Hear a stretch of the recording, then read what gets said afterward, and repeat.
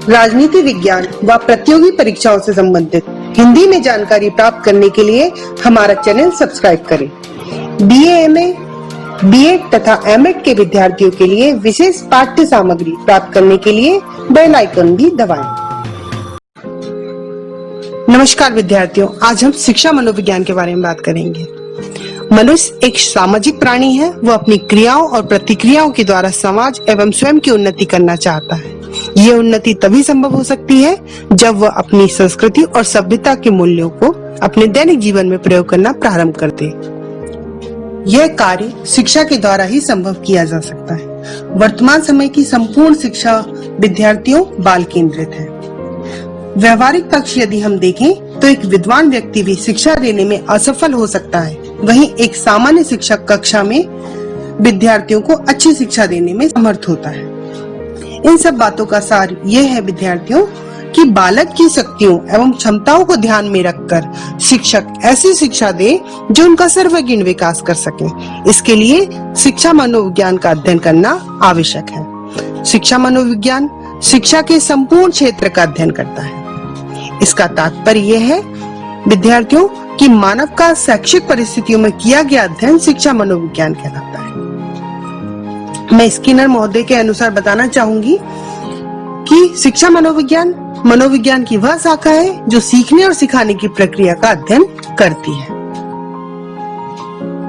शिक्षा मनोविज्ञान के उद्भव के बारे में यदि हम देखें तो आप जानते हैं विद्यार्थियों, वर्तमान युग विज्ञान एवं मनोविज्ञान का युग है। मनोविज्ञान ने शिक्षा के प्रत्येक पहलू को प्रभावित किया है। डॉक्टर रामनाथ शर्मा ने शिक्षा मनोविज्ञान को शिक्षा के क्षेत्र में एक महान क्रांति के नाम से पुकारा है। आधुनिक शिक्षा मनोविज्ञान का आरंभ शिक्षा के व्यवहारिक पक्ष के रूप में हुआ है। पेस्टोलॉजी, हॉवर्ड, फ्रोबेल आदि महोदय ने इसका शिक्षा में प्रयोग किया। प्रयोगात्मक रूप से यह 20वीं शताब्दी में ही आरंभ हुआ था। थंडाइक, हल, टर्मन आदि ने अपने अनुसंधान एवं प्रयोगों द्वारा इसे और अधिक सफल बनाया। 1932 से 1947 तक शिक्षा मनोविज्ञान के कार्यों में सराहनीय योगदान दिया। इस प्रकार से शिक्षा मनोविज्ञान एक स्वतंत्र विषय बन गया। इसके उद्भव के कई कारण थे, जैसे पाठ्य केंद्रित शिक्षा, सीखने की परंपरागत विधि, संपूर्ण व्यक्तित्व का विकास, व्यक्तिगत भिन्नताओं की अवहेलना, दंडात्मक अनुशासन, पाठ्येतर क्रियाओं की अवहेलना, परंपरागत शिक्षण विधियां, निर्देशन का अभाव, समस्यात्मक बालकों की शिक्षा। ऐसे कई कारण रहे जिसके कारण शिक्षा मनोविज्ञान का उद्भव हुआ। विद्यार्थियों, अब हम बात करते हैं शिक्षा मनोविज्ञान के अर्थ के बारे में। इससे पहले मैं आपको बताना चाहती हूँ कि शिक्षा मनोविज्ञान दो शब्दों से मिलकर बना है। जब तक हम शिक्षा क्या है, मनोविज्ञान क्या है, इसका अर्थ नहीं जान लेते, तब तक शिक्षा मनोविज्ञान का अर्थ नहीं समझ सकते। तो सबसे पहले हम जानेंगे शिक्षा का अर्थ। शिक्षा का अर्थ बालक की अंतर शक्तियों को बाहर की ओर विकास करने से लिया जाता है। आज शिक्षा का क्षेत्र बालक के गर्भ से लेकर मृत्यु तक माना जाता है। एक बालक के ऊपर मानवीय, सामाजिक, आध्यात्मिक जो भी प्रभाव पड़ते हैं वे सब शिक्षा के प्रतिरूप है। शिक्षा एक सतत चलने वाली प्रक्रिया है। ये बालक की अंतःशक्ति को बाहर की ओर उजागर करती है। ये बालक का सर्वांगीण विकास करती है और साथ ही शिक्षा समायोजन करना भी सिखाती है। अब हम देखते हैं मनोविज्ञान का अर्थ। मनोविज्ञान को सामान्यतः मन और मानसिक क्रियाओं का विज्ञान माना जाता है, परंतु वास्तव में इसका अर्थ इससे कुछ भिन्न और व्यापक है। वर्तमान में मनोविज्ञान का तात्पर्य एक ऐसे विधायक विज्ञान से है जिसमें मनुष्य एवं पशु पक्षियों के शारीरिक एवं मानसिक व्यवहारों की कारक, प्रेरक और नियंत्रक तत्वों का अध्ययन किया जाता है। साइकोलॉजी शब्द की उत्पत्ति ग्रीक भाषा के दो शब्द साइको और लोगस से हुई है। साइके का अर्थ है आत्मा और लोगस का अर्थ है विज्ञान, इसलिए साइकोलॉजी का अर्थ है आत्मा का विज्ञान। मनोविज्ञान में शारीरिक, मानसिक तथा सामाजिक व्यवहारों का अध्ययन किया जाता है। इसमें मनुष्य एवं वातावरण के पारस्परिक अंतःक्रिया का अध्ययन किया जाता है। वाटसन के अनुसार मैं बताना चाहूंगी कि मनोविज्ञान व्यवहार का शुद्ध विज्ञान है। स्किनर महोदय ने भी कहा है कि मनोविज्ञान जीवन की विविध परिस्थितियों के प्रति प्राणी की प्रतिक्रियाओं का अध्ययन करता है। प्रतिक्रियाओं अथवा व्यवहारों से तात्पर्य प्राणी की सब प्रकार की प्रतिक्रिया, समायोजन, कार्यों तथा अनुभव से लिया जाता है। अब हम बात करेंगे शिक्षा मनोविज्ञान के अर्थ के बारे में। प्रायः ये कहा जाता है कि शिक्षा मनोविज्ञान शिक्षा के संपूर्ण क्षेत्र का अध्ययन करता है। इसका तात्पर्य यह है कि मानव का शैक्षिक परिस्थितियों में किया गया अध्ययन शिक्षा मनोविज्ञान कहलाएगा। इस प्रकार शिक्षक, विद्यार्थी एवं शिक्षा की सामग्री आदि का पुनर्मूल्यांकन भी मनोविज्ञान के आधार पर होगा। इसमें बालक सबसे अधिक महत्वपूर्ण होगा। उसी को केंद्र में मानकर अध्ययन होगा, पाठ्यक्रम का चयन होगा तथा वातावरण को साधन संपन्न बनाया जाएगा। विद्यार्थियों, हम कह सकते हैं कि शिक्षा मनोविज्ञान वह विधायक विज्ञान है जिसके द्वारा बालक के व्यवहार का अध्ययन शैक्षिक वातावरण में किया जाए। वर्तमान शिक्षा प्रणाली में उससे अत्यधिक मदद मिल रही है, जो शिक्षा संबंधी समस्याओं को सुलझाने में समर्थ बन रही है। विद्यार्थियों, अब शिक्षा मनोविज्ञान की मैं कुछ परिभाषाएं आपको बताना चाहूंगी। जैसे चार्ल्स ए स्किनर के अनुसार शिक्षा मनोविज्ञान शैक्षिक परिस्थितियों में मानव व्यवहार का अध्ययन करता है। HR भाटिया के अनुसार शैक्षिक वातावरण में विद्यार्थियों व व्यक्तियों के व्यवहारों का अध्ययन ही शिक्षा मनोविज्ञान है। क्रो के अनुसार शिक्षा मनोविज्ञान व्यक्ति के जन्म से वृद्धावस्था तक सीखने के अनुभवों का वर्णन करता है। जुड महोदय के अनुसार शिक्षा मनोविज्ञान एक ऐसा विज्ञान है जो व्यक्तियों में हुए उन परिवर्तनों का उल्लेख और व्याख्या करता है जो विकास की विभिन्न अवस्थाओं से होते हैं। विद्यार्थियों, अब हम शिक्षा मनोविज्ञान का क्षेत्र देखेंगे। शिक्षा मनोविज्ञान बालक की क्षमताओं के आधार पर उसे अधिक से अधिक शिक्षा प्रदान करने के अवसर प्रदान करता है। इसके क्षेत्र में सिर्फ शिक्षार्थी, पाठ्यक्रम और अध्यापक ही नहीं आते, बल्कि शिक्षा ग्रहण करने वाला प्रत्येक व्यक्ति आता है। इसी द्वारा शिक्षा को सामान्य बनाया जा रहा है। शिक्षा मनोविज्ञान का अध्ययन निम्नलिखित शीर्षक के आधार पर किया जा रहा है, जैसे कि मानव का विकास। शिक्षा मनोविज्ञान बालक के विकास की अवस्थाओं का अध्ययन करता है, जैसे बाल्यावस्था, शिशुअवस्था, किशोर अवस्था। वहीं शिक्षा मनोविज्ञान का क्षेत्र असाधारण बालकों का अध्ययन करना है। असाधारण बालकों का अध्ययन, इसके अंतर्गत प्रतिभाशाली, पिछड़े बालक, मंदबुद्धि बालक, विशिष्ट बालक सभी का अध्ययन शिक्षा मनोविज्ञान के क्षेत्र के अंतर्गत आता है। व्यक्तिगत भिन्नताओं का अध्ययन, जैसा कि आप जानते हैं कि व्यक्तिगत भिन्नताएं जो होती हैं वो अलग अलग होती हैं, जैसे रुचियां, अभिरुचियां, बौद्धिक स्तर, क्षमताएं सभी की अलग अलग होती हैं। अतः शिक्षा मनोविज्ञान इन सब का अध्ययन करता है। अनुशासन संबंधित अध्ययन, अनुशासन स्थापित करने में शिक्षा मनोविज्ञान का अपना ही विशिष्ट महत्व है।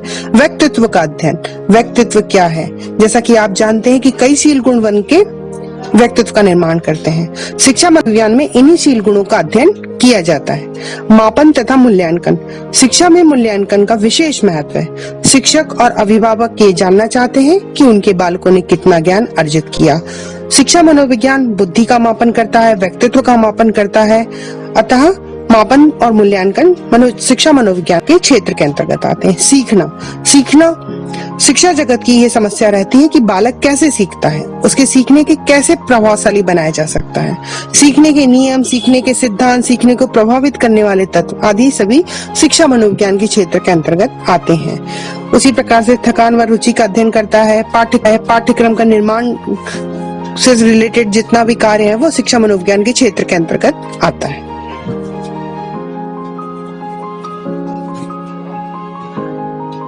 विद्यार्थियों, अब हम शिक्षा मनोविज्ञान के उद्देश्य के बारे में बात करेंगे।